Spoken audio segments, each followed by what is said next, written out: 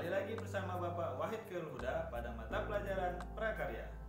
Sebelumnya, Bapak mau sampaikan kepada anak-anak agar selalu menjaga kesehatan dan tetap semangat untuk belajar. Pada kesempatan kali ini, Bapak akan menyampaikan materi tentang budidaya satwa harapan. Dan diharapkan setelah mempelajari ini, anak-anakku sekalian dapat memahami jenis-jenis, sarana produksi, dan teknik budidaya satwa harapan. Baiklah, langsung saja kita mulai pembelajaran hari ini sebagai berikut. Berikut contoh atau jenis satwa harapan yang banyak dibudidayakan oleh masyarakat. Yang pertama, cacing tanah. Seekor cacing tanah dapat berukuran panjang 9 hingga 30 cm tergantung pada banyak ruas badan, umur, dan mutu pakannya. Cacing tidak punya tangan, kaki, ataupun mata.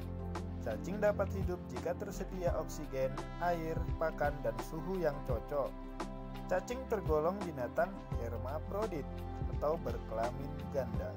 Setiap cacing mempunyai organ jantan maupun betina.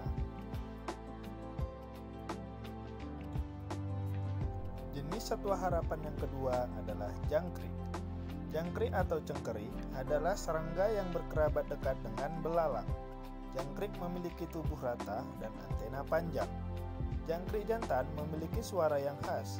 Suara ini digunakan untuk menarik betina dan menolak jantan lainnya.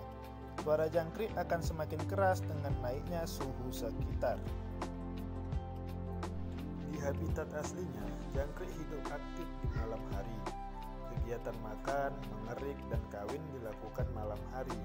Oleh karena itu, lingkungan budidaya jangkrik dibuat gelap agar jangkrik terus melakukan aktivitas. Pada siang hari, jangkrik mencari perlindungan di lorong atau lubang tanah, di bawah batu atau di bawah tumpukan material seperti genteng, kayu, dan material lainnya. Satwa harapan yang ketiga adalah lebah madu.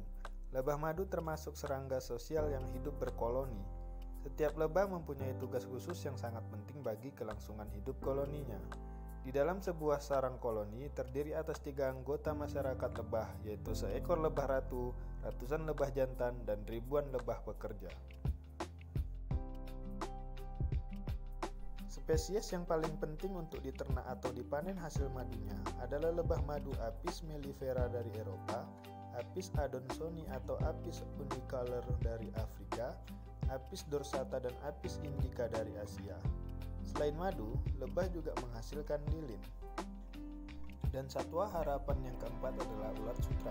Ulat sutra liar atau Attacus atlas adalah salah satu serangga yang berukuran besar dan banyak ditemukan di hutan-hutan tropis dan subtropis, seperti di Asia Tenggara, Asia Selatan, Asia Timur, Selatan Cina, melintasi kepulauan Malaysia, Thailand, dan Indonesia.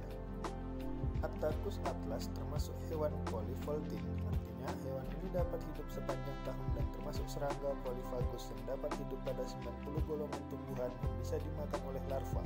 Attacus atlas merupakan hewan yang mengalami metamorfosis sempurna. Nah, selanjutnya adalah sarana dan peralatan budidaya satwa harapan. Setiap jenis satwa harapan membutuhkan sarana produksi budidaya yang berbeda, antara lain satu, bahan. A. Bibit. Bibit yang baik diperoleh dari induk yang unggul. Bibit satwa harapan tergantung pada jenis ternak yang akan dibudidayakan. Secara umum, bibit yang diperlukan untuk dibesarkan haruslah yang sehat dan tidak cacat. B. Pakan. Pakan ternak adalah semua bahan yang diberikan kepada ternak berupa campuran berbagai macam bahan organik dan anorganik untuk memenuhi kebutuhan dan makanan yang diperlukan bagi pertumbuhan, perkembangan, dan reproduksi. Pakan memegang peranan penting dalam budidaya satwa harapan. C. Obat-obatan. Kegiatan budidaya kadang mengalami kendala. Salah satu kendala penting adalah serangan hama dan penyakit yang mengganggu proses pertumbuhan. Obat-obatan dapat diberikan untuk pencegahan dan penanggulangan hama dan penyakit.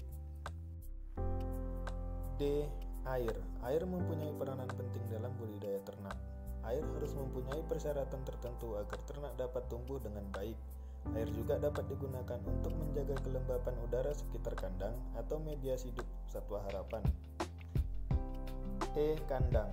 Kandang ternak adalah bangunan yang dapat digunakan untuk melindungi ternak dari pengaruh cuaca buruk seperti hujan, panas matahari, angin kencang, dan gangguan lainnya. Secara genetik, ternak memiliki sifat dan kebutuhan yang berbeda-beda. Namun secara umum, persyaratan minimal yang harus dipenuhi dalam membangun kandang ternak adalah sama. Adapun syarat minimal kandang ternak yang harus dipenuhi sebagai berikut. 1. Ternak dapat bergerak dengan nyaman di dalamnya. 2. Kandang dapat menunjang produktivitas. 3. Kandang memiliki sirkulasi udara yang lancar. 4. Kandang mudah dibersihkan. 5. Kandang dapat melindungi ternak dari terik matahari, hujan, dan kondisi lingkungan yang dapat mengganggu kesehatan ternak. 6. Kandang dapat mempermudah pekerja dalam mengelola ternak. 7. Kandang memiliki saluran pembuangan limbah yang layak dan tidak mengganggu lingkungan. Dan pembahasan yang terakhir adalah tentang teknik budidaya satwa harapan, terdiri dari beberapa teknik. 1. Pemeliharaan kandang. Yang kedua, pemilihan bibit.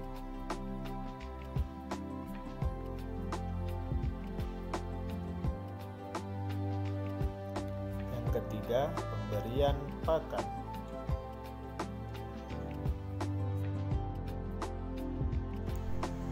Yang keempat, pencegahan hama dan penyakit. Secara garis besar ada dua jenis hama yang sering ditemui, yaitu seperti semut kutu tanah dan rayap, dan seperti tikus kadal, toke ayam, dan bebek. Baiklah, sekian penjelasan dari Bapak tentang penjelasan budidaya satwa harapan. Diharapkan anak-anakku sekalian dapat memahaminya dengan baik. Sampai jumpa lagi pada pembelajaran berikutnya. Terima kasih.